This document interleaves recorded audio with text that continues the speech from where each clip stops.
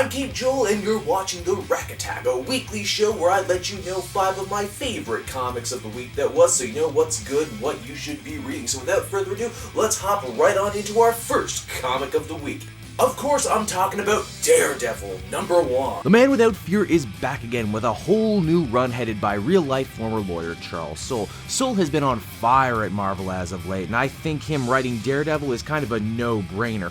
Old Hornhead is back in New York, fighting a kung fu cult as well as training a brand new apprentice by the name of Blind Spot, a would-be inventor from Chinatown who has created a suit that can, well, you might have guessed it, make him invisible. He's also trying to rebuild his career as a lawyer, only now he's a prosecutor. Of course, the big mystery moving forward is how the hell did Matt Murdock make everyone in New York forget he was Daredevil? Everyone except for Foggy, that is. Can he even trust his new sidekick? Good question.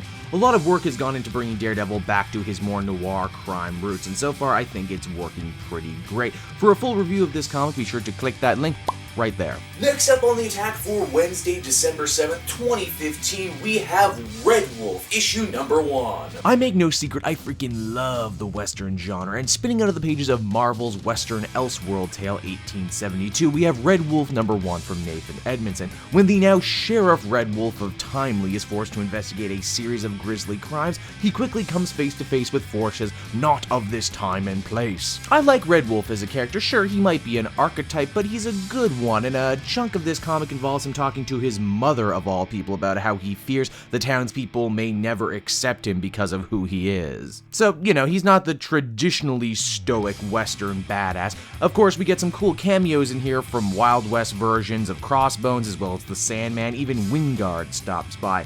And really, a comic like this could only end in one way, and that is with Red Wolf being jumped to the modern day Marvel universe. Well, don't that just beat all?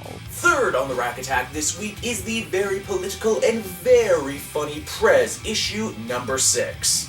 This comedy political satire finished up its first chapter this week and is still going very strong. President Ross is forced to meet with the evil boss Smiley and his cabal about curing the cat flu that's gripping America, but to do so means she might have to sell out some of her ideals. Or can she find a better way? Complicating matters is both sides of the house have now turned against this teen president, as well as a Scientology-like cult who worships the virus. It seems the only person who can help the commander-in-chief is a former BattleBot who found religion and refers to be called Tina. Yep, only in the comics, I tell you. Once again, Prez is totally on point. I can't wait to see where the series goes next. Polish your power armor, comb your mustache, and pour yourself a very stiff drink, because next up on the Rack Attack, we have Invincible Iron Man, issue #4. So, the newest Bendis run of the Armored Avenger has been going pretty damn strong, I think. In this issue, Tony has to deal with an army of tech ninjas while on the hunt for Madame Mask. Once again, we get to see how his new suit changes and adapts to fit the situation,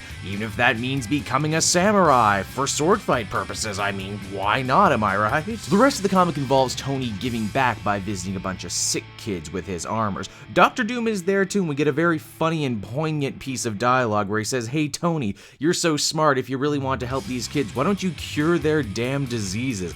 Ouch, son, you just got Victor Von burned." And as the cover may have given away, this issue also features the return of Mary Jane Watson, club promoter. MJ hopes that now that she's free of New York, she won't have to deal with any of these superheroes or supervillains wrecking all her hard work. Sadly, you can take the girl out of the super city, but somehow the super always manages to find her in the end. And last but certainly not least, making his second appearance on the Rack Attack, we have Midnighter, issue #7. So, was at the end of the last issue we discovered it was actually Batman villain Prometheus who was pulling all the strings behind the God Garden theft. And here we're treated to his origin. Surprise, surprise, very little of it is actually changed from the old 52. He's still the son of natural-born killers who were cut down by police before his very eyes. The big change is all of the famous Prometheus tech that we know, the stuff that lets him copy the moves of amazing fighters like Lady Shiva or Batman. Now that's taken from the God Garden itself. He also wants to defeat the Midnighter and find out the secret behind his computer brain. Midnighter is torn, obviously, believing that, this guy had loved him before turning on him, and it's in that whole betrayal we get a really cool fight scene between them where they tear apart this suburban house. The big rub is Midnighter just can't kill Prometheus like he has all his other villains up until this point, because in this guy's brain might very well exist the origin file, the key to unlocking who or what Midnighter was before he became a hero. This is a great actioner of an issue and a fitting cap off to this storyline. Highly recommended. Well, everybody, that will just about do it for me and another episode of the Rack Attack for another week, but don't you fret, I will be back again with 5 more of my favorite comics. As always, I want you to sound off in the comment section down below. Tell me, what were your favorite comics of the week, and what are some comics you'll hope to see me cover on the Attack soon? Until next time, everybody, I will see you around. Hey everyone, thanks so much for watching my newest video. I hope you enjoyed it, and I hope you'll feel like checking out some more videos I have on offer here at Cape Joel.